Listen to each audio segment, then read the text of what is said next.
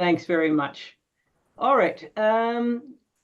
I am Linda Dietrich. I'm the Education Director of the Manitoba Master Gardener Association, and I'd like to welcome you all today. It's a wonderful attendance. Our association chair, Sandy Venton, is not able to host this event tonight, so I will be doing the honors, and I'd like to get started now. Please welcome to all our educational presentation by Winnipeg's City Forester, Martha Barwinsky. And her topic tonight is Winnipeg's strategy for a healthy urban forest and what the public can do to help. As you saw in the slides earlier, there are a few housekeeping things to keep in mind. Please note that we will keep your microphone disabled, turned off for the duration of the presentation. And if you might be tempted to turn it on, or you might turn on accidentally, but please, if you would keep your microphone off, stay muted during the presentation. As you can see, the presentation is being recorded and will be made available to registered participants in a few days. If you have a question, please use the chat section on the toolbar. This is a meeting rather than a webinar. So I think Martha knows quite a few of you, and we'll be able to see your faces, which is kind of nice. So the questions will happen through the chat section. Please direct your questions in the chat to the first person in the list of people. That would be me. It's 1-Q&A Linda Dietrich. Questions will be answered by our guests with me as the moderator after her talk. Please do not direct your questions to everyone, but to that name, 1Q&A Linda Dietrich at the top of the list. And that leaves the chat to everybody free for other purposes. Note that your name will be displayed in the recording if you submit a question via chat. Now, before I introduce Martha more fully, I would like to begin by acknowledging the Indigenous peoples of all the lands that we are on today. We acknowledge that this land and its soils are alive, powerful in spirit and mystery. The story of this land is lived by the Anishinaabeg, Cree, Oji-Cree, Dakota, Dene, and the Red River Métis. We join this story and seek to live in right relations with all the other spiritual beings in this place.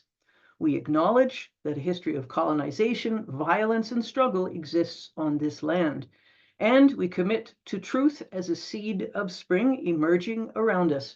We know as gardeners that the seed is the beginning of a journey, the plant living on to another season. And now let me introduce our speaker. Many of you know Martha Barwinsky as Winnipeg's City Forester, or know her from other contexts. She has been City Forester since the year 2008. But before that, and continuously, she has worked in the industry for almost 30 years as an instructor, a researcher, a practicing arborist, and executive director of the Coalition to Save the Elms, as it was known before, is now known as Trees Winnipeg. Martha has served on many steering and advisory committees related to urban forestry and arboriculture. These include, most recently, the organizing committee for the Canadian Urban Forest Conference, which took place in Winnipeg in October 15th through 18th. We are absolutely delighted to welcome you, Martha, here as our speaker tonight. And as you can see, you have quite a few fans and quite a few people very, very interested in hearing what you have to say. So I will turn this over to you and mute myself. Do you want to try sharing your screen there? Sure.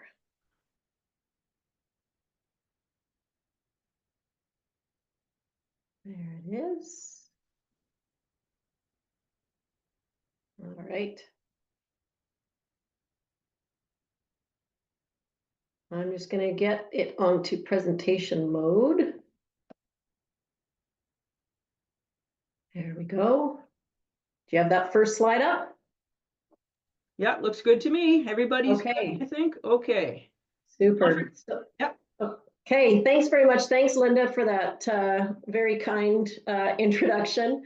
And yeah, what a great group of people, lots of participants. I'm really thrilled. So thank you very much, everyone, for attending tonight. I hope I can give you some really good information, and hopefully we can have some great discussion too. So I'm really happy to present our Winnipeg's urban forest strategy and really give you highlights of the strategy, how we came about developing the strategy, and really what the highlight points are, the key action items are, and how we're hoping to move forward with it. Linda gave a really beautiful land and water acknowledgement. I'd also like to acknowledge that Winnipeg is located in Treaty Number 1 territory, the traditional lands of the Ojibwe, Cree, Oji-Cree, Dene, and Dakota peoples, and in the homeland of the Red River Métis. The city's drinking water is sourced from Shoal Lake 40 First Nation in Treaty Number 3 territory. So just to give you an overview of the agenda for this presentation, I'm going to start off just really building a case for the strategy. So a little bit of history for Winnipeg's urban forests and how we came about developing the strategy. Then we'll talk about the strategy framework in general and identify some key highlights and priority actions. And then I plan to leave plenty of time for questions and discussion. So Winnipeg, here we are, but you know, Winnipeg really started out as a prairie grassland area that became an elm city with European settlement. Winnipeg's native ecosystems have been dominated by tall grass prairie with areas of aspen forest and oak forest, and in the floodplains, a river bottom forest. So you can see in the slides here in the pictures on the left, my left is Point Douglas area in 1875 when European settlers started making their way into this region. And then several decades later, we've got a picture of Broadway around or after 1910, just showing the elm-lined corridor and elm-filled corridor of Broadway back then. Prior to European settlement, native species developed or evolved in the presence of wildfire and with the caretaking of Indigenous peoples. Recurrent fire promoted a landscape of open prairie and savanna. And then with settlement, Winnipeg developed in an area where parks, boulevards, and boulevard trees were prioritized in many European and North American cities through movements like the City Beautiful movement and Garden City movement. Planting of urban trees started in Winnipeg in the late 1800s, late 1800s and early 1900s. And in these early days of planting, many of the elms in the residential neighborhoods were transplanted from riverbanks onto streets and yards. And Winnipeg's urban trees were well established by the 1950s. So we see Winnipeg's urban forest as it is today. We have a really vast urban forest over the 464 square kilometers of Winnipeg. We're still home to about 200,000 American elms on all properties. And through the development of our urban forest strategy, we did a lot of data analysis, and we found that we have more than 3 million trees in total, planted and natural, all across Winnipeg. And that amounts to almost 8,000 hectares of tree canopy in that 464 square kilometers. The most common species throughout the city are trembling aspen is the most common or most abundant, then green ash, then bur oak, then American elm, and then Manitoba maple. And we also, as a city, we have an inventory of our street and park trees, and we have approximately 300,000 inventoried trees in that database.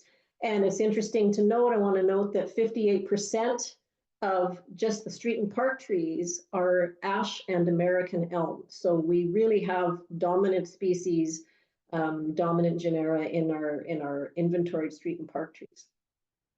Now, the urban forest as a whole is a combination of all trees and associated vegetation, soil, natural processes, and cultural elements on public and private lands all across the city.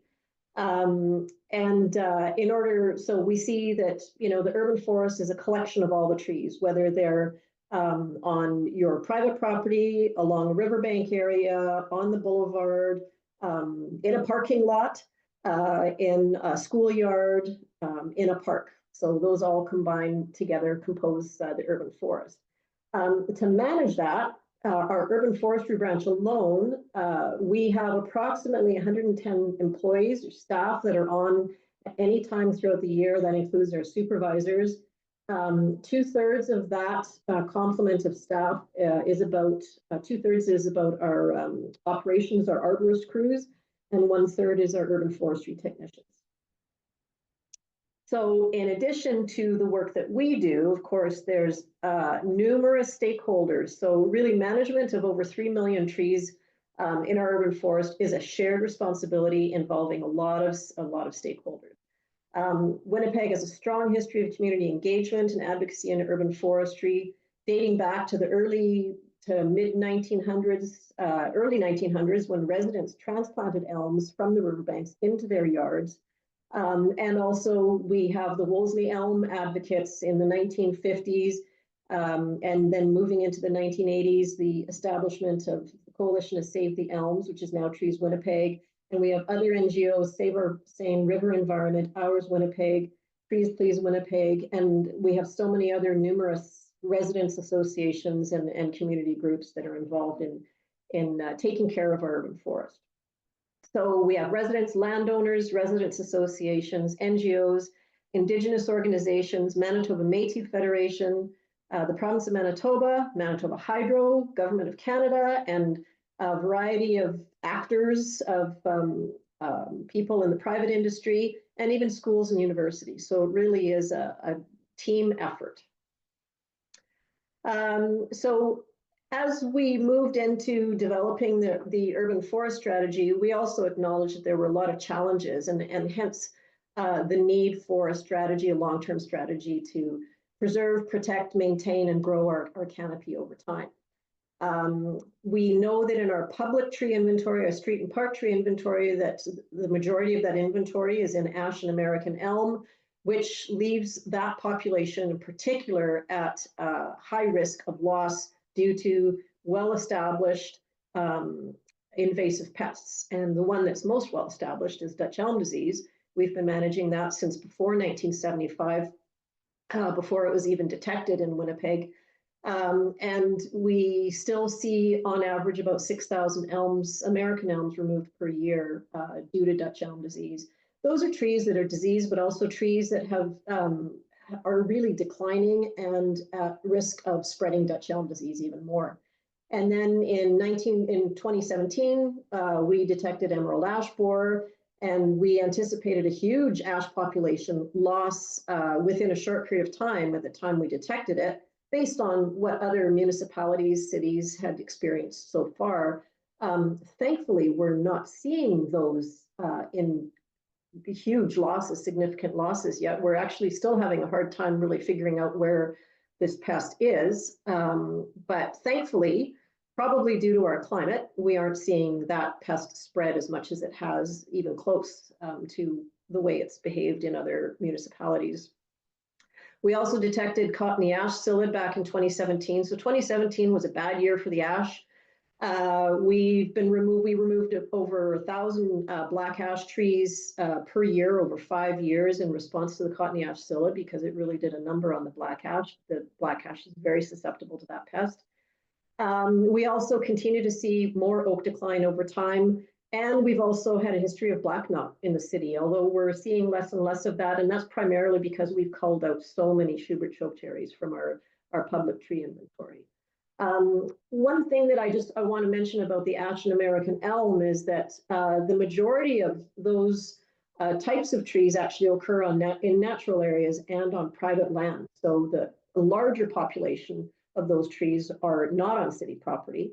But it's also important to note that ash and elm contribute the most tree canopy and leaf area in our urban forest, which means they also produce the most benefits. They provide us with the most benefits, such as carbon storage, rainwater interception, and they provide critical natural habitat and biodiversity. Other challenges we have, and we're seeing this more and more, development. So as Winnipeg's population is growing, so is development. New construction is occurring both at the urban fringe and in established neighborhoods through infill or redevelopment. In Winnipeg's history, development has often increased canopy cover, interestingly enough, because it occurred in areas that were native prairie or under agricultural use. However, what we're seeing more now is more development is occurring in forested areas or in neighborhoods with existing mature trees which is often resulting in conflicts that require tree removal or trees become damaged. Densification of existing urban areas with redevelopment and infill development often means existing trees are removed and trees on neighboring properties are damaged. And overall, there's a reduction in space for shade trees. Overall, we've been seeing a trend towards reduced permeable surfaces and the subsequent reduction in canopy cover because we're just losing those plantable spaces. Now we know that the extent of removals and damage can be limited or mitigated through regulation and processes that guide tree retention, preservation, and protection, or where that is not possible, we require replacements. The city has some of these regulations in place, mostly for public trees, but there certainly is room to improve policies, processes, and standards for protecting and preserving public and private trees. There's also an opportunity to more proactively identify natural areas or areas with restoration potential to improve connectivity between urban tree canopy, parks, and natural areas throughout the city. And then we have climate change and extreme weather. So I've got the three major categories of challenges with pests and disease, development, and then climate change and extreme weather. It was interesting, I was watching the news earlier tonight, and supposedly yesterday was the rainiest November 19th ever on record. So I found that quite interesting. So climate change, and in particular, the impacts of warmer temperatures and more frequent extreme weather events are a significant concern. We're seeing heat waves and extreme weather increasing in frequency. We're seeing extreme weather events, wind events increasing in frequency and severity. And we're also seeing extreme periods of drought followed by extreme periods of soil saturation. So we're seeing all kinds of things happen. And of course, we're looking at it in our window of time. But if you look at, over history, there's been all kinds of cycles and crazy things going on. However, we're seeing the severity and the frequencies increase in a very rapid way right now. October 2019 is an excellent example. That's actually the slide on the left.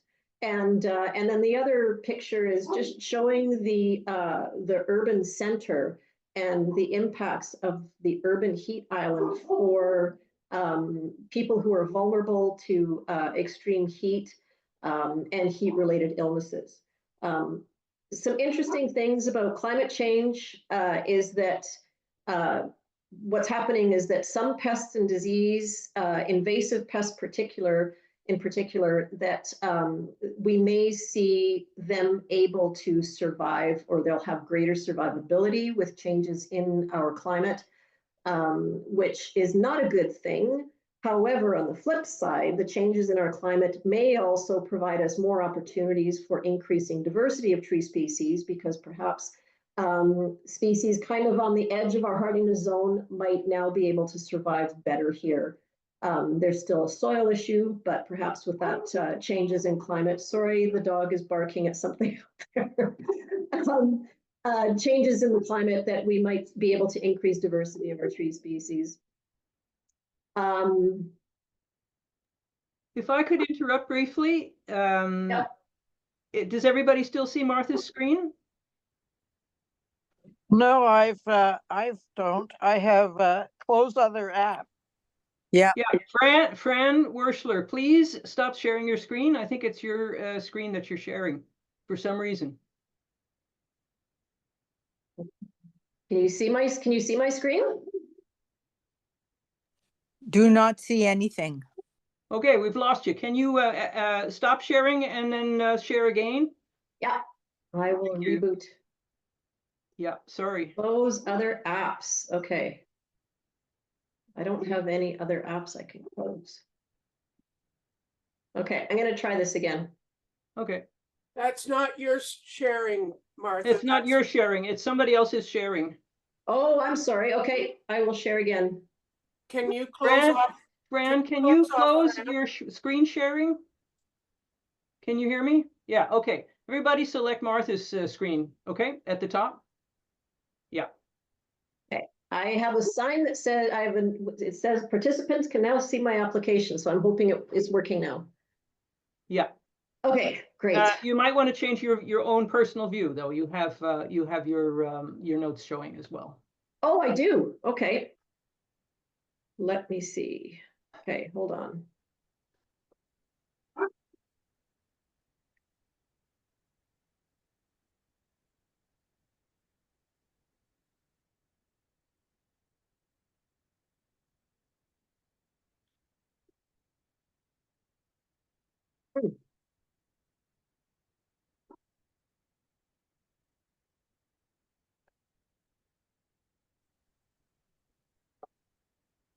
All right. Second.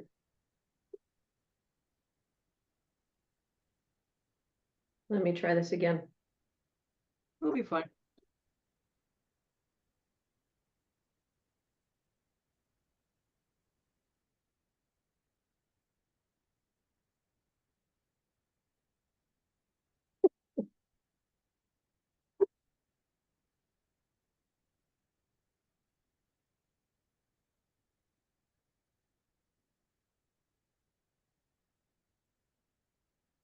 Okay, does that work for you now? Very nice. We're back. Okay. Thank you. All right. Okay, I'm going to move on to the next one.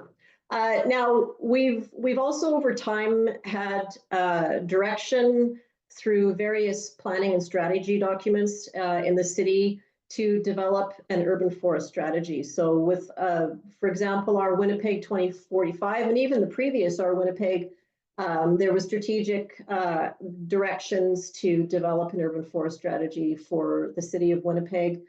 And our Winnipeg, of course, is an overall city planning document. And underneath our Winnipeg, the umbrella of our Winnipeg, is a direction strategy called Complete Communities, which really guides the land use and development of various land types. And it really speaks to what a complete community is. And of course, there are specific directions in there too, a variety of directions for preservation of green space, protection of our urban forest, and also development of an urban forest strategy. And then we have Winnipeg's Climate Action Plan that broadly directs the urban forest strategy to prepare for the public service to prepare a strategic plan that includes key indicators based on public health and climate mitigation considerations, all of those kinds of things, and supporting equity as well. And then more recently, we have our residential development guidelines that now have become bylaw. And through that process, there was a call to develop a tree protection bylaw. And then as we developed, so we started developing the urban forest strategy back in 2019. And we had a few things happen along the way. So as we were starting to start delivering some public engagement to get feedback from the general public on the urban forest strategy, our October 2019, we call it Treemageddon hit. So that delayed public engagement. And then, of course, shortly after that, into the new year, then COVID hit. So we ended up having to do public engagement all virtually, which was very challenging and certainly was not wholly inclusive, because we knew that we missed a lot of people that were not able to engage with us virtually. But that's the only thing we could do at the time.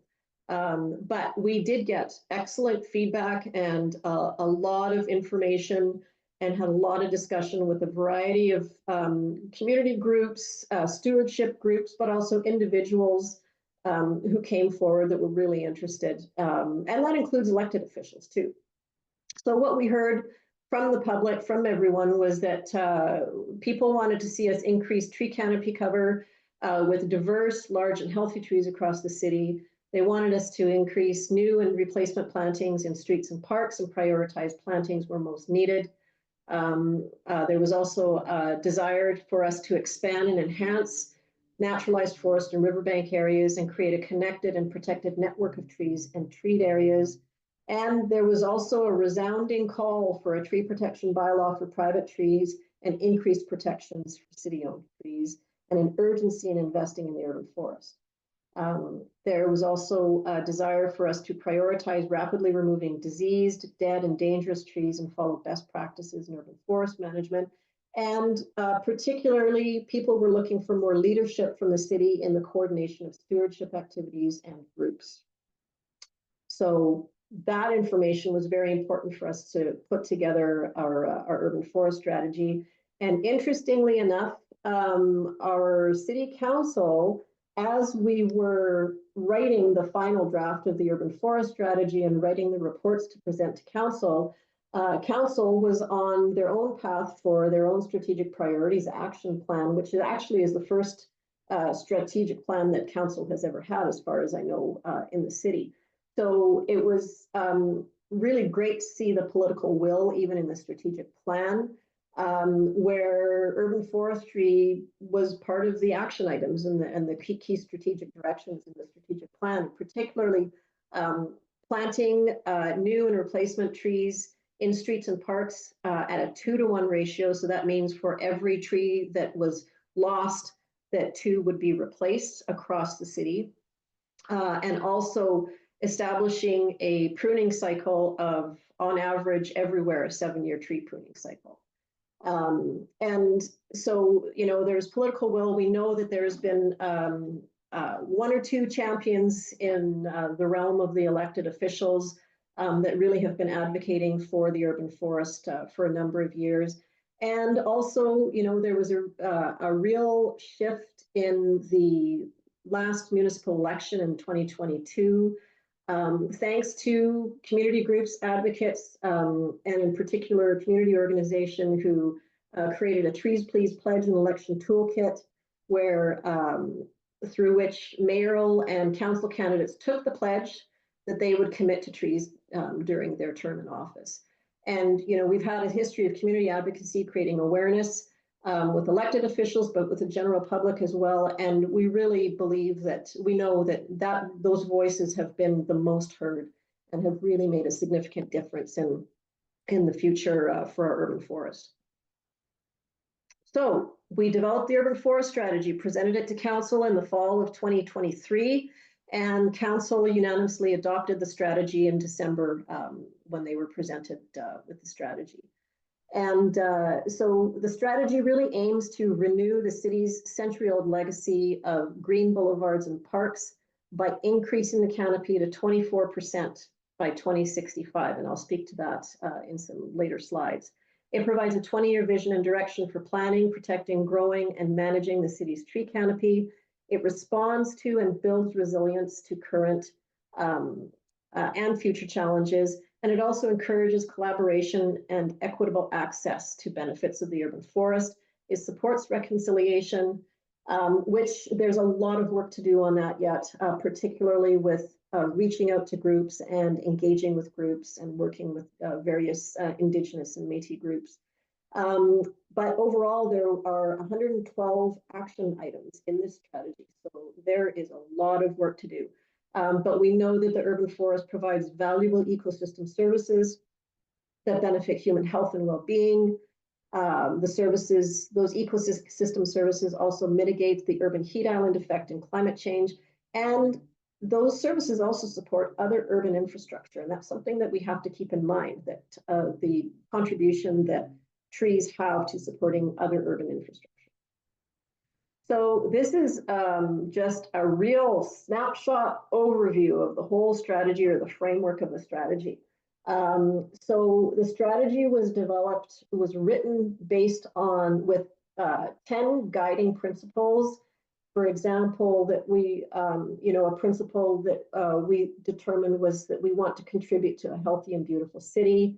We want the urban forest to help mitigate and adapt to climate change. We wanted to provide equitable service delivery, and so on. So there were a lot of real important guiding principles we thought were important.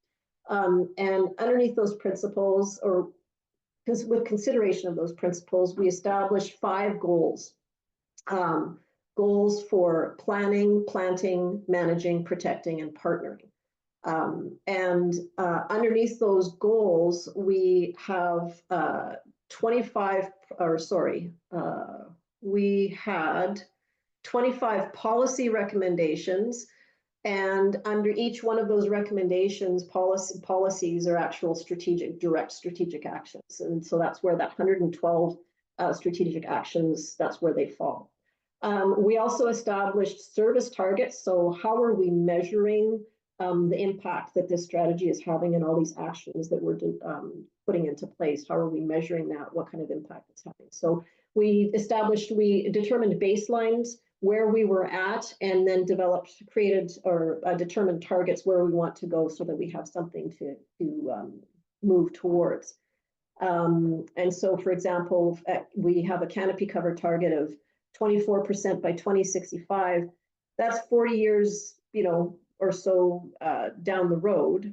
40 years down the road, yeah, at this point. And but we needed to have something a little bit more short term. So we brought it back to 21 years from now to 20% for canopy cover.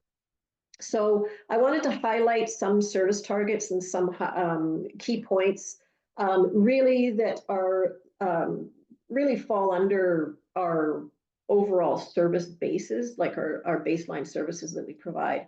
And so one that gets a lot of attention is our pruning cycle. So when we started working on the urban forest strategy, we were using data from about 2018 because that was the most recent data that we had to work with. And at that time, around that time, 2018, 2019, our baseline pruning cycle was at about 31 years. So what that means is that once you prune a tree, you don't visit again on a systematic basis, on a planned basis for another 31 years. So that clearly is not acceptable, does not follow best practice. We've actually had worse pruning cycles than that in history since I've been with the city. But over time, we've actually seen increases, just more recently, some increases in our operating budget to be able to maintain trees a little bit better. However, that funding was also not consistent or committed for a long period of time until the urban forest strategy was adopted and budget was approved to support the strategy, the strategic actions. I have to say that in 2023, even before the strategy was adopted and budget was approved, that we were already seeing improvements. So in 2023, we had an overall pruning cycle of 11 years, and we started breaking it down between street and park trees. And so with the council strategic priority as action, they had identified that they wanted to see a 7-year pruning cycle for all trees. When we were developing the urban forest strategy, we were looking at all the resources available and also the big wish list and really what was manageable and what was reasonable for us to be able to shoot for. We're still targeting really high targets, but we determined that from a management perspective and best practice perspective that we identified a 7-year pruning cycle for street trees and a 12-year cycle for park trees. And that has to do with managing public safety and really the requirements and how trees are growing in all those different areas. Typically, park trees do not require as frequent pruning as a street tree does. And so that's what we determined. And then we also have citywide elm loss. Of course, Dutch elm disease management is a big part of our service. Our baseline at the time, between 2016 and 2020, we had an average annual loss of 3.3% of our American elm population. That is all across the city on all properties. And the target, which has always been the target, quite frankly, since Dutch elm disease was detected here, is no more than 2% of an annual loss of citywide American elm. So we know that we're going to lose American elm every year due to Dutch elm disease, but we, in order to maintain and preserve a strong population of American elms and reduce the impacts of the losses of those trees, a 2% annual loss rate is reasonable, it's acceptable. We know that over time, over all the years that we've been managing Dutch elm disease, that there's been high numbers in some years and really low numbers in some years. We did have really high numbers back in the early days as well. So it really has fluctuated over time. In 2023, the elm loss was 3.1%. one thing I want to note is that as our American elm population is declining, the percent loss is actually becoming greater because we've got a smaller population over time to calculate that loss rate on. So what we're looking at, I tend to look more at the numbers of losses.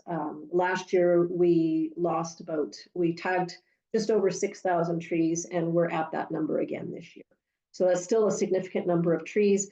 The numbers, the proportion on private properties, natural areas, and the boulevard and street or boulevard and park properties, typically it's been about 80% private to 20%, 70 to 80% private to 20 to 30% on city property like boulevards and then parks. What we're finding now is that it's a move now to about 60% on private properties and about 40% on boulevards and parks. So then we also have public tree losses as a whole. And this includes everything on streets and in parks, including what we're losing due to Dutch elm disease for street trees and park trees. The industry standard for losses is no more than 1.5%. The baseline at the time when we were developing the strategy, we had a 1.4% loss rate of public trees. Since we started developing the strategy in 2017, we found cottony ash psyllid and emerald ash borer. Then in 2019, we had the October storm. And we've continued to, with the EAB and cottony ash psyllid, but particularly with EAB, we have been continuing to cull out ash trees that are not in good condition, just to prepare for potentially significant numbers of removals that we may have to do in a very short period of time if emerald ash borer does develop and the population really builds. So, this is the number of trees that we've lost in general on the streets, boulevards, and in parks the percentage has increased, but we're still trying to move back to a 1.5% loss rate. We also have been losing more trees to construction and development, boulevard trees. There's been a significant increase in road upgrades and construction projects as well, and so some of those losses are also due to those.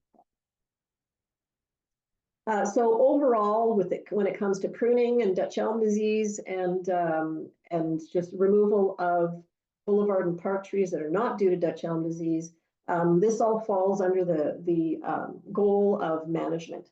And so our priority actions under this goal are to maintain an urban forest asset inventory, which, we developed that. We completed our data collection back in 2014, and then our tree inventory database went live for us to be able to use it.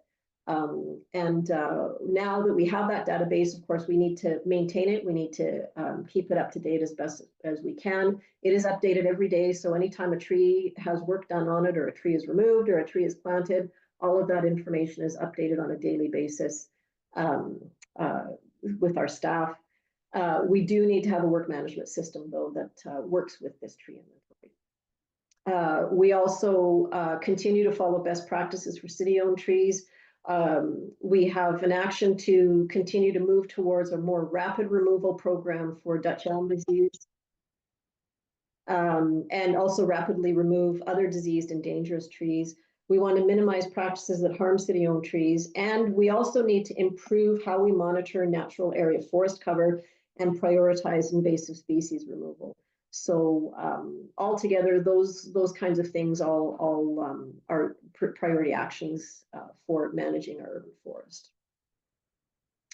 And then we get into canopy cover. So a really complex service target, and a target that we've never had before, is our canopy cover. So at the time when we were collecting our data and assessing our data, we had a baseline of 17% canopy cover in 2018. And of course, then we look at other cities to see what kind of canopy cover they have and what their targets are. And it really is all over the map. It's very difficult to compare apples to apples when we're looking at canopy cover in different cities, particularly when we're going outside the prairie provinces. But even within the prairie provinces, you know, each city has really unique characteristics, whether it's landscape, soil, microclimate, even biodiversity. There's every city is going to have something different. And we certainly can't compare ourselves to cities out west or out east that really are in more forest ecosystems, whereas, you know, we're in a prairie ecosystem, tallgrass prairie ecosystem. So it's we really shouldn't be comparing ourselves to those other cities. But we still like to compare ourselves, see what our prairie partners are doing.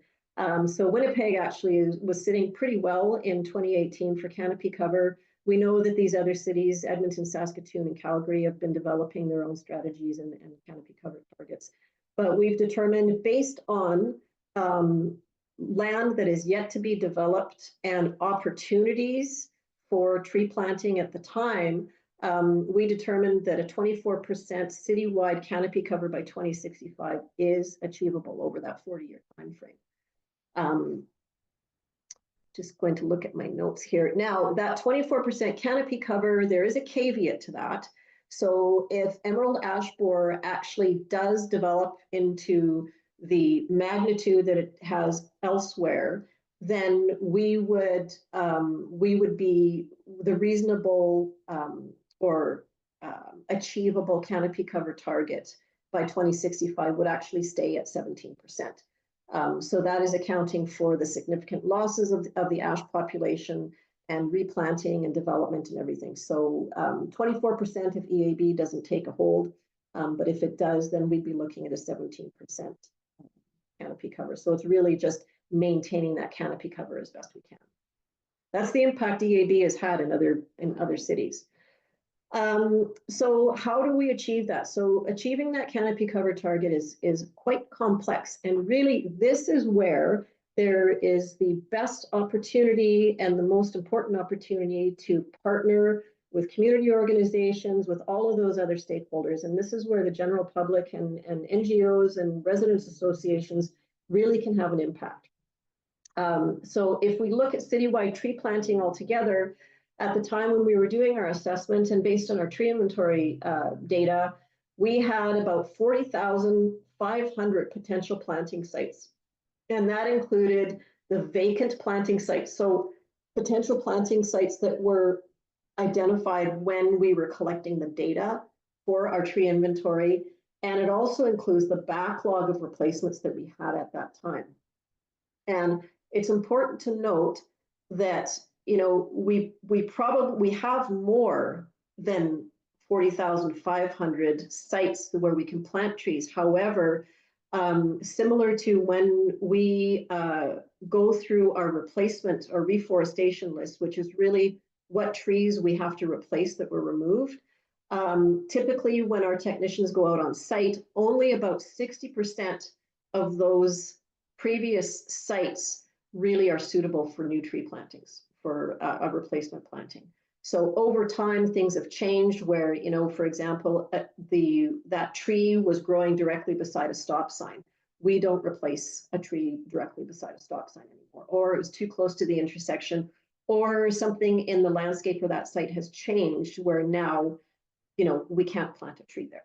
So, so that's where the 40,500 comes from. We can safely say that's probably reduced now, just because with the additional budgets that we've received, we've actually significantly increased our tree planting program, where we actually are starting to fill some of those vacant planting sites. So we've already started trying to achieve those targets with the citywide tree planting. We also wanted to consider equity when it comes to canopy cover as well. And so we were basing our equity considerations on the city's poverty reduction strategy, which back in 2020, the people that worked on that strategy actually identified higher needs neighborhoods and mapped them all out. And those neighborhoods were identified based on 2016 census data. And and this map is actually, that I'm showing you right now, This information is actually on our own city's asset map system. So anytime we're doing our planning, we actually have a layer where we can go and we can identify and prioritize high needs areas. So there were higher needs areas, high poverty areas that were identified, and then focus neighborhoods, which really were surrounding those high needs areas. So there were second priorities listed. And so we did an analysis of canopy cover and a variety of tree characteristics based on these high needs areas. And overall, what we found, which is something we kind of already knew, it's just we didn't have the numbers and the data to back it up, was in high poverty areas, of course, we saw lower canopy cover overall. So there was a lower tree density per hectare, fewer trees per person, lower average canopy cover, lower tree diversity. And so typically in these high poverty areas, we saw a real dominance of American elm. Most of those neighborhoods, or a lot of those neighborhoods, are mature neighborhoods. So where there were really old elms in there, or there was a dominance of ash, green ash. And in these neighborhoods, we also found that there were higher average temperatures. But we also know, like, this is where it gets really interesting when you're doing the assessment, is that I mentioned already that in a lot of these high poverty areas, they are more mature neighborhoods where they also tended to have older, larger elms, hence fewer trees per person and lower tree diversity. There also tends to be a higher density of people, which feeds into that fewer trees per person. And we also know that in these high poverty areas, there are more impermeable surfaces. So there's more hard surface, less room for planting shade trees, and there's other infrastructure such as hydro lines, overhead utilities, where we just don't plant shade trees underneath those overhead utilities. So there were a lot of restrictions on where and how many trees we would be able to plant over time in these high poverty areas. We don't have all the answers yet on how we're going to tackle that. But we've got some thoughts. So when we look at the goal of planting in the strategy, our key targets are for us to, at a minimum, replace every boulevard and park tree that we remove. And we were able to achieve that last year, and we're hoping, it looks like we're going to be able to achieve that this year. This year, it's the first time we planted over 6,500 trees, just with our own Boulevard and Park reforestation program and through the help of the Homegrown program as well. We also have a diversity target, so we really are moving towards increasing the diversity in our tree species on our boulevards and in our parks, where we are targeting no more than 10% of any one species and no more than 20% of any genus. So there's large opportunities for planting, large opportunities to expand nursery stock inventory and the variety of trees. We've been working with our nursery growers partners since 2007, when the threat of emerald ash borer became very real in North America. And we held workshops and started working together with the nursery growers to start increasing the diversity of tree species that they were growing in their inventories on their farms. And really the canopy cover targets are going to be the greatest achieved by planting shade trees, which means that we're going to have the space for planting those shade trees. That's not achievable in every location just because of space limitations, but there's opportunities to influence development to allow space for shade trees and even construction projects as well. So overall, the strategic actions or priority actions are to increase new and replacement plantings, develop tree planting strategies, and identify priority areas. So really developing tree planting strategies that prioritize higher poverty areas and urban heat hotspots. We also are working towards increasing diversity of our tree species and maximizing the health and life expectancy of new trees. So updating specifications, establishing minimum soil volume requirements. This has been a real challenge in the construction and development industry over time, but we've got them in there now where we have minimum soil volume requirements for trees to be able to grow. And these are particularly for trees growing in hardscape surfaces or hardscape environments. There's an opportunity to update zoning bylaws and development agreement parameters to maximize quantity and the quality of trees that are planted with development. We have opportunities to incentivize private tree planting via partner-funded programs, and I'll speak to this in a minute. And we also need to expand and enhance our naturalized and riverbank forests via natural areas management plan, which is actually in the works right now. Another group is with planning, and with our Parks and Open Space team is working on a green space and natural corridors master plan. So how do we get to this 24% canopy cover by 2065? So we crunched the numbers. It's just like, okay, what is this going to look like in real numbers? And so on this chart, we divided it up by land use because there's space limitations and requirements and all kinds of characteristics that vary based on the land use. And so in that first column, the items that are in green text are really what the urban forestry branch in the city, Parks and Open Space, what we do. With our resources. So for example, on right-of-way, so those are our boulevard trees. In parks, ornamental tree plantings, generally the urban forestry branch takes care of the ornamental tree plantings. And then we have other tree plantings in natural areas that our naturalist services take care of. And that's really where you see the big numbers.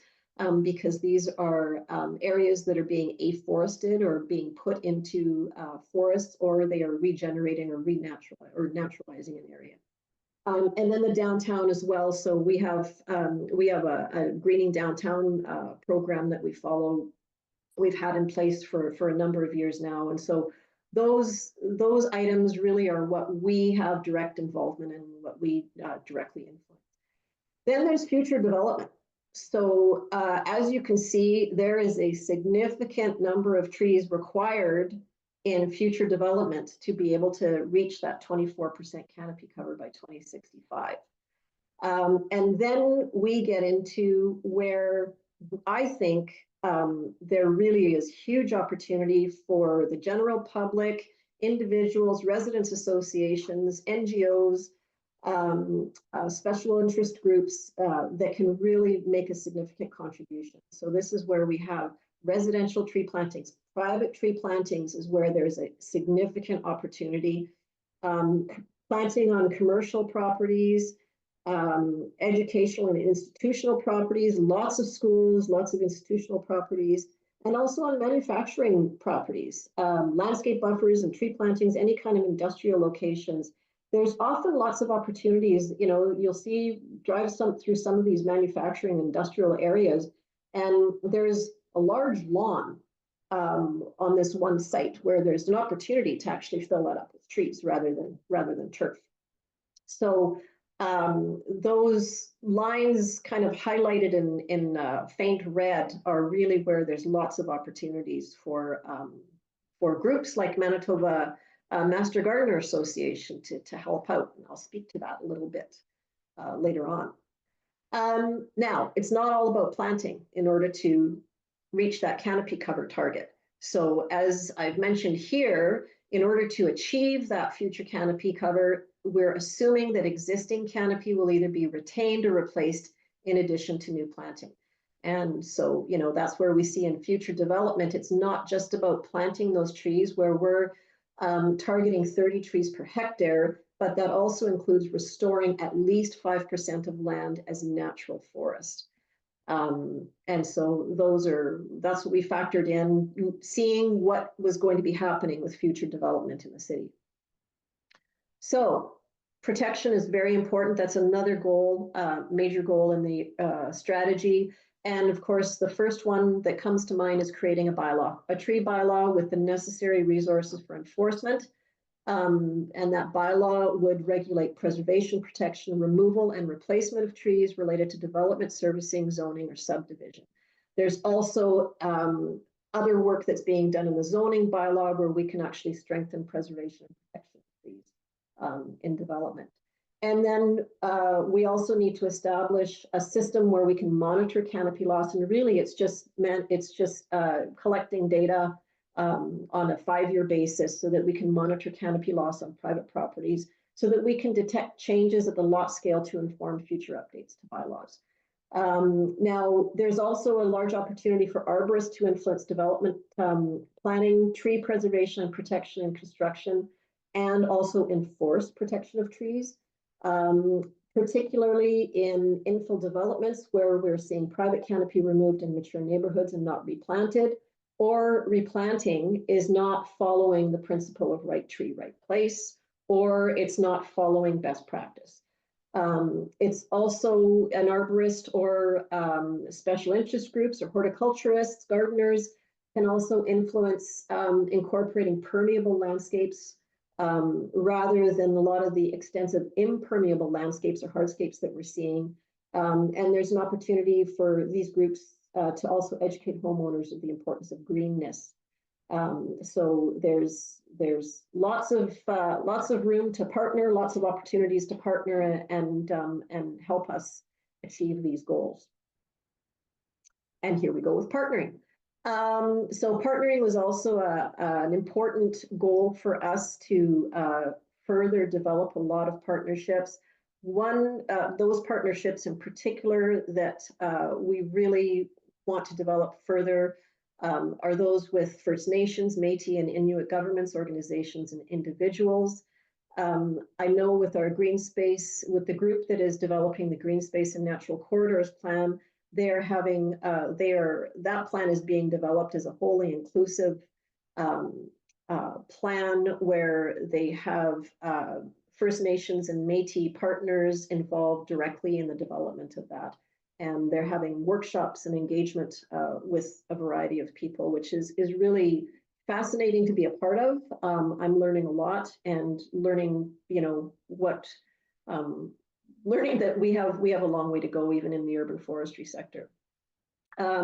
Also, we are looking at ways to empower residents to participate in urban forest management. For example, some thoughts that have come forward are a volunteer citizen forester program in collaboration with community partners.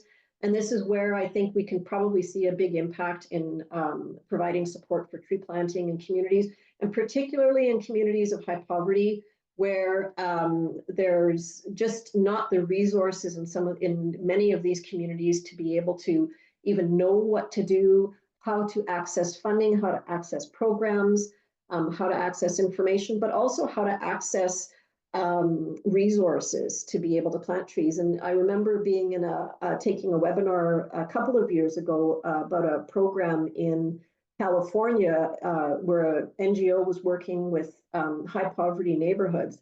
And they were working with social enterprises to help people water trees on their private properties. So people wanted to plant trees on their private properties, but they couldn't afford to water them and maintain them. And so this group was working with social enterprise groups that were providing those services to individual properties, which was fabulous. And we certainly can do it here. And also we want to develop or continue to develop our community tree planting program. And we've already had that running with the homegrown program. But we already see after running it just for a couple of years is that with great feedback from our partner associations or successful applicants, that we've got some great feedback and thoughts going forward as well. So there's opportunities for partners to support residents associations for tree planting projects.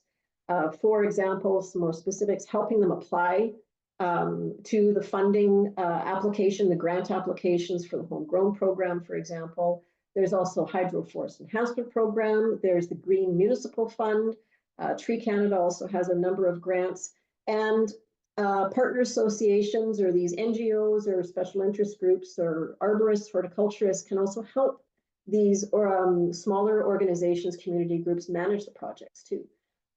So there's lots of opportunities. It's just we have to figure out how to make that work.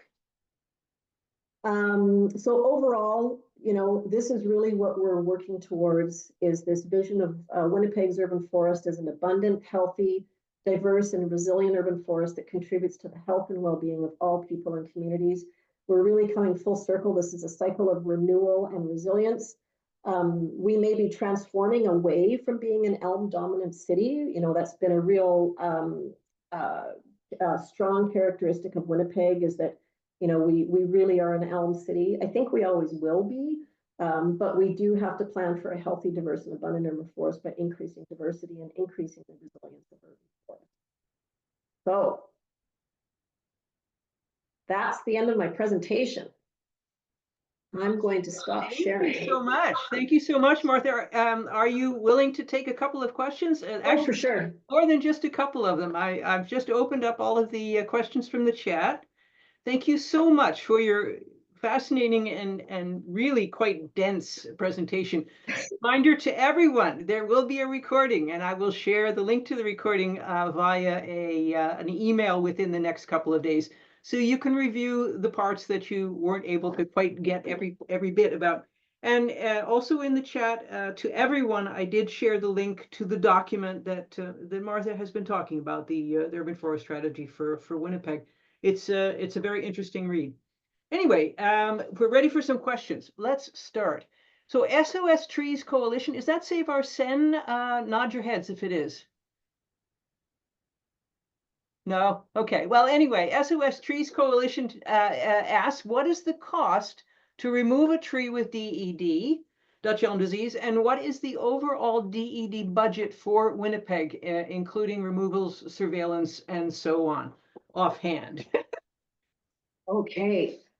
So the average cost of removing a tree with Dutch elm disease is this, and this is old data, but we're looking at about $1,000 a tree. And, you know, we have such a wide variety of sizes of trees and complexities with the removal. So that's basically what it is on average.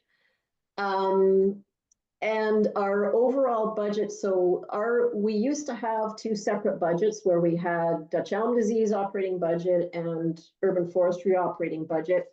But now our operating budget is all in one, and it is, what is it this year? We are at 14, oh boy, you know what? I'm actually going to go to our service bases. So, and I suspect with SOS, you're from Saskatchewan. This is a group from Saskatchewan, right? Welcome. Okay. For Dutch elm disease, for our for that service, we have a budget of about $5.4 million this year.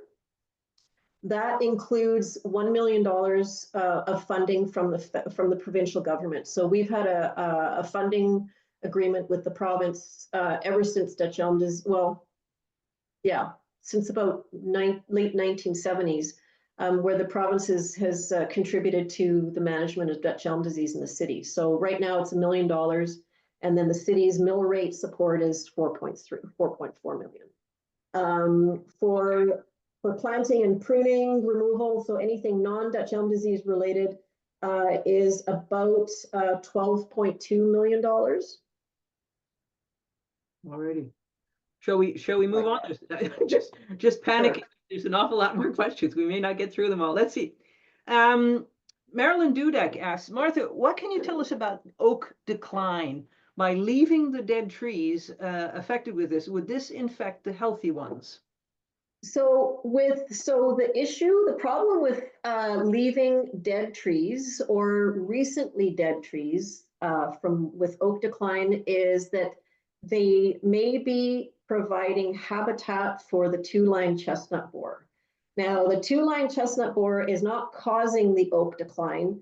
It is a tertiary pest that is attracted to the declining oak tree.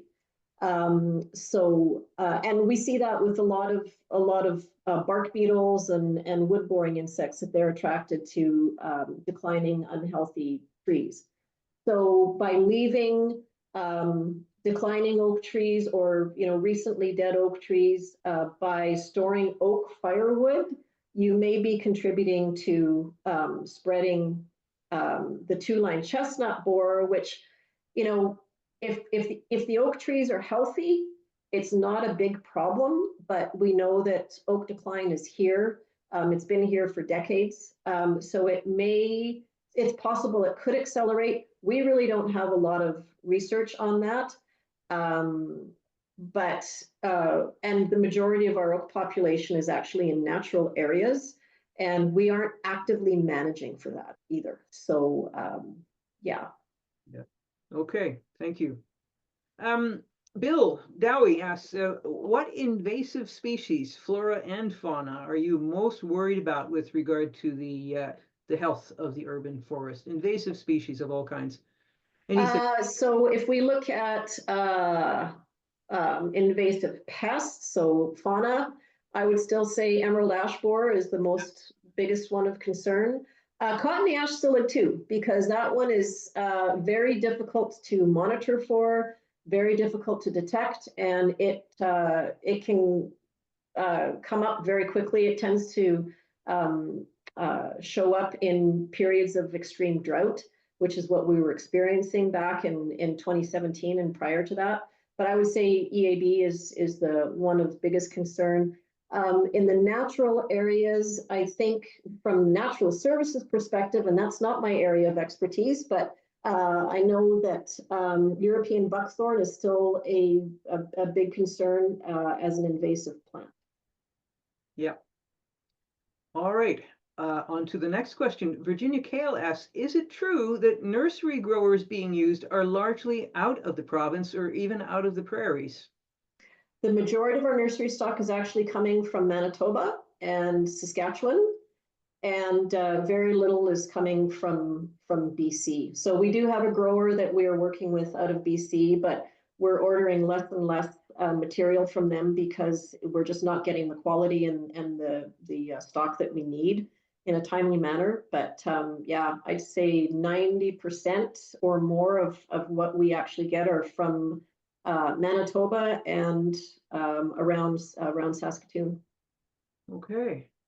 Thanks very much. Pat Hardy asks, how do citizens go about getting trees planted in boulevards where there are none due to existing trees being removed?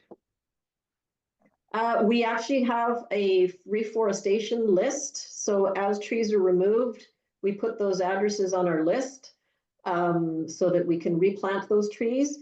It's not perfect because we have come across locations that people have alerted us to locations that were not on our list because those trees were removed for whatever other reason that they slipped through the cracks. So the best thing is for people actually just to call in 311 and say that they would like that location added to our reforestation list. That's the first thing, because we've got additional funding from council now where we're able to do replace trees on a one-to-one basis. We're now looking at a 2-year turnaround time for replacement trees. The other opportunities that are out there is our homegrown grant program that community groups can apply to. We actually just had this latest round of applications close about a week or so ago. So we've got another round of applications, another intake next year. So in September, starting in September of 2025, community groups can apply to get funding to manage a tree planting program all on their own. If they see that there are some gaps, we're trying to steer people towards not just kind of replacement of trees that are removed recently from boulevards, but actual projects, perhaps in a park or something like that. Because we've actually got we've got a really good handle on our reforestation now, but call it in because it could be missing from our list and we don't want to miss it. Mm-hmm. Okay. Bill had another question. When boulevard trees are replaced or residential, I don't quite understand the question. Do you have a wish list that includes a private residential lot incentive program to plant approved trees? That would be the relief program, I guess, or the boulevard trees where you can maybe choose a tree. Maybe that's what he's referring to. Yeah, well, I think the biggest gap that we have is replanting or just planting on private properties. You know, when I'm driving around, and I do a lot of driving around, and I see a lot of these large front yards that are grass, and I just go, 2 trees could be planted there. And so it's just, I think that's the biggest gap that we have right now, is planting in private property, especially in neighborhoods or on a street where the boulevard is not wide enough, not large enough for a boulevard tree. And that's where there's an enormous opportunity for a tree in that front property, because we won't be able to fit that onto the boulevard. So, but you know, Trees Winnipeg has had their relief program for a number of years now, where they're subsidizing trees for people to purchase. Like, yeah. Oh, yeah, yeah, and actually Christian, I think, is on here. Yeah. Oh, there he is. So we've got, yeah, so that's been, you know, that's been a big contribution. Yeah, so I would say that trying to pull together or have some kind of a program, and that's something that you know we're trying to look towards too. We're just trying to finish off the homegrown program this round over the next year or two as we continue to look for other opportunities. So, but that's where, you know, community organizations really can have a big influence. Okay. Are there plans for areas, this is from Nairi, areas to be designated as microforests? And there's also a question about future development for schoolyards. So microforests in the city. Any plans for microforests? I guess we've talked about it. It's a relatively new concept. We're just adding that to our list of things to do. So it's a matter of actually getting an inventory of those areas. I know that's part of some of the narrative out of the Housing Accelerator Fund and Initiative through our planning department. So, and we actually are looking at, there's just recently, there have been a couple of park properties that have been up for sale, and we've confirmed, no, we don't want the city to sell those properties. Let's just fill it with trees. So there's a couple of properties in some industrial areas where we're still trying to get that to happen. Well, that's good. Good to hear. Okay. Is there a discussion of appropriate or optimal percentage of coniferous versus deciduous trees? We aren't really focusing too much on coniferous just because really you're really limited in where you can plant coniferous trees. They're really geared more towards park areas, not so much on boulevard properties or boulevard spaces. So the conifers are in the mix of our tree diversity, like our diversity ratings and what we're actually purchasing from nurseries for our program, but we are really prioritizing park areas for the coniferous trees. I don't have a breakdown of what that percentage is, but yeah, and even with the conifers, you know, we know that what we're mostly purchasing and planting are White Hills or Black Hill spruce, so white spruce, cedar, Siberian larch, and we're testing out some pines. So we do have some Scots pine, and we're trying out some ponderosa and Swiss stone pines. But yeah, the majority of our stock is actually deciduous broadleaf. Yeah. Okay.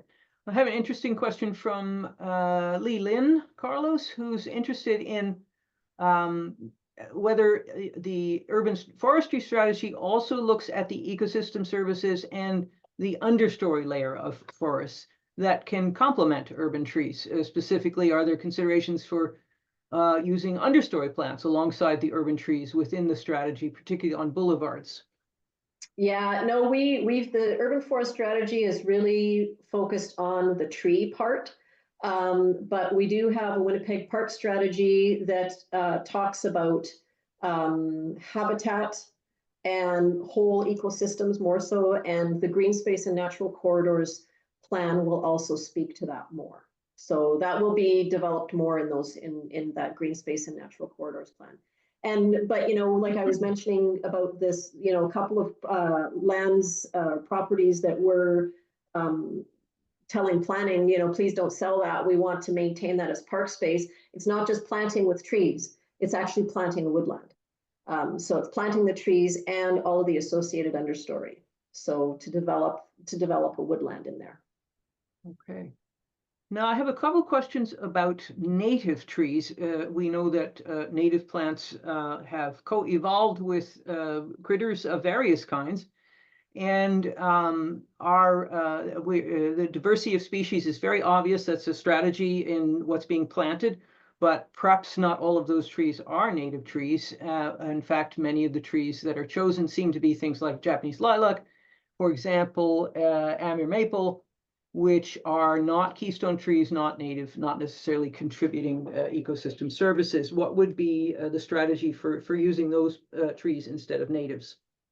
Well, we're using a mix. So we're using a mix of native species and introduced plants. So, you know, we have a very large population of native trees in our natural areas, our riparian areas.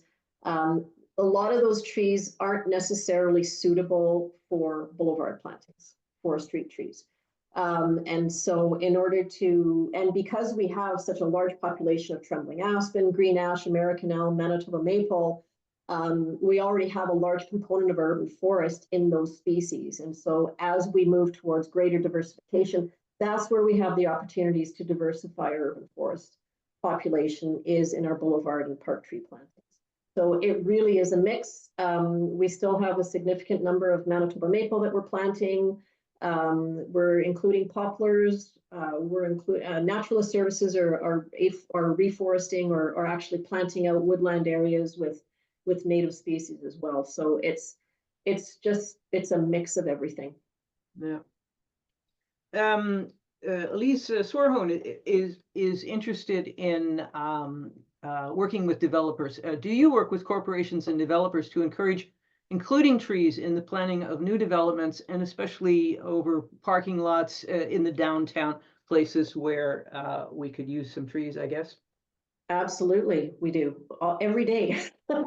So, and that's where we're still navigating through what the city's development agreement parameters are, where we can make changes. There were just changes or updates made to the development agreement parameters,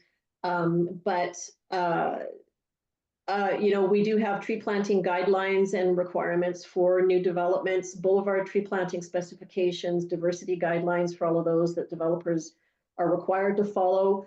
We're being brought in to consult on these projects more and more as time goes on. So it's actually been a greater, I guess, stress on our resources, where we're spending more and more time working with the planning department and developers. And the planning department is also developing a downtown master plan. And so we have just been reviewing the whole streetscape section of the master plan to identify different corridors. They've classified all the different corridors. And we've identified criteria for tree planting on all these different corridors and the level of tree planting. So, yeah, we're getting more and more involved in all of that. If I could, and with the tree bylaw that we're drafting right now, in the works, yeah. right? It has not yet been passed. No, so we're the deadline for the tree bylaw report is for June of 2025. Okay. I think that we're in the throes of that right now. To the next question, which is that infill is devastating to the tree canopy. Developers often do not follow up with their promised trees. For example, Glenwood has infill properties 3, 4, 5 years post-build with still no trees. And we also know that it can also be very hard on the trees when they come in and do infill buildings. Will that be addressed by the tree bylaw? Will it be a good bylaw, do you think? We hope it's a good bylaw, and yeah, we have every intention of addressing that in the bylaw. Some of it we can address in the bylaw. Some of it will have to be addressed in the zoning with the updates to the zoning bylaw over the next few years. So actually the timing of all of this is actually really good, because this material is being developed and these decisions are being made all together. So it's good. Okay, we'll carry on then. Carol Stansky asks, what are the newer species of trees that the city is looking at planting in the future? Oh, good question. We're always looking at new stuff and testing out new species and new cultivars. You know, the species themselves, I don't think we're seeing a lot of change in the species. Maybe some hybrid cultivars or hybrid species of oak some more hybrids of maple. You know, we're trying out some, we're increasing the number of hackberries we're planting. We're finding hackberry is actually turning out to be very successful. Ohio Buckeye is becoming very successful. It's getting established really well. Yeah, and you know, like I mentioned, you know, ponderosa pine here and there in different parks. Swiss stone pine has been a great one that has grown well, but it's just slow and people don't have the patience for it. But I've got the patience for it. Okay. Yeah. Well, I mean, if you Google boulevard trees, City of Winnipeg, there is a lovely list of Yeah. replacement trees that you are now using. And also, I would refer people to Prairie Hardy Trees listing by Rick Durand on the Prairie Trees website. I don't have time to deal with the questions and post that link, but if anybody has that link, that's a wonderful resource. That's a great list of trees that are hardy for our region, and in many cases resistant to some of the newer pests. These are some new cultivars. Is there advice available? Darlene asks, is there advice available to private homeowners who would like to plant trees on their property and just need some advice? I would refer you to those lists. They're very useful lists, but is there any other way you would refer them? Yeah, I would refer them to Trees Winnipeg. They actually have an excellent tree planting video available on their website, and some good advice on right tree, right place as well. Also, the International Society of Arboriculture has really good information on their website as well. There's actually a public access part to that ISA. It's called Trees Are Good. And they also promote the principle of right tree, right place. So, and even Manitoba Hydro, their forest enhancement program has a tree care guide and tree planting guide as well. So there's lots of information out there, and I know I would go to Trees Winnipeg, quite frankly, and start there. I think. Well, I see Christian Cassidy is here, who is he is from Trees Winnipeg, and Trees Winnipeg also is behind the Relief program. Christian, do you want to unmute and say just a few words, or shall we just refer everybody to your website? No, you can visit treeswinnipeg.org. I'll post in the comment section here our Tree Planting 101 video that people can go to, which is a really nice video. And if you ever see us at an event, we have hard copies of that Manitoba Hydro Tree Care booklet, and we're working on doing an update to it as well for the spring. Yeah, thank you. And again, that's a place to find tips on what to do about trees, either those that have been planted on the boulevards in front of your house, or the ones on your own property, or if you need to choose trees, or if you need a little help financially to choose trees and get trees for your property. Our trees are Trees Winnipeg, which used to be the Coalition to Save the Elms quite a while ago now. But Trees Winnipeg does wonderful work, and I would refer you to Christian's website and to that organization. I think we're going to have to wind down fairly soon. Let me just scan what's left here in the questions. Okay. Can community groups apply to the homegrown program to plant trees on City of Winnipeg owned land where DED and EAB trees have been removed? I think that's the whole idea. The answer is that's the whole idea. And the next intake of grant applications is September 2025, you say? Right. Yeah. So we that program came about from the 2 Billion Trees initiative from the federal government, and so we were able to do a 4-year program of homegrown. So next year, the intake in September 2025 is the last year of that program, but we're already starting to talk about how we can carry on some kind of community tree planting grant program into the future after the 2BT funding is gone. Yeah, there's also the Federation of the Canadian Municipalities grants that are going to start to become available in the spring, I think. Right. Yeah. If you Google Green Municipal Fund, there's an opportunity there, and Tree Canada too. That's right. Tree Canada with their planting programs and grants. Folks, there are a number of a couple of web connections, links are in the chat. One of them to that list of cold hardy prairie trees, which is really excellent if you want to pick a tree for your property. And also Tree Planting 101 from Trees Winnipeg. The YouTube video, there's a link to that one in the chat if you want to cut and paste it into your own document and check it out later. One final question. I think people who have the means to do so are willing to water trees that have been placed on boulevards. Should they also be thinking about fertilizing them? This is a question from Dave Green. Water is the most important. Fertilizer is, we actually don't do any fertilizing with the trees. It's just getting water on them. Yeah, so I would really just focus on that. Alrighty. So Alain, would you mind placing that link to the evaluation in the chat for everybody? I think we're going to wind this down now. We're just coming up to 8:30, and people, I think, are very, very full of information. I thank you so much once again for coming and speaking for us and to us. And I'm so thrilled that we had so many people come out tonight, and we had so many excellent questions. We thank you for your contribution, and very shortly you will see in the chat to everyone a link to an evaluation. It helps us very, very much if you can respond to a couple questions and let us know if this was valuable to you, helpful to you, and what sort of other educational things you would like to see. Alain, did you get that up there, or shall I find it and put it up? You got it? Finger thumbs up. Very good.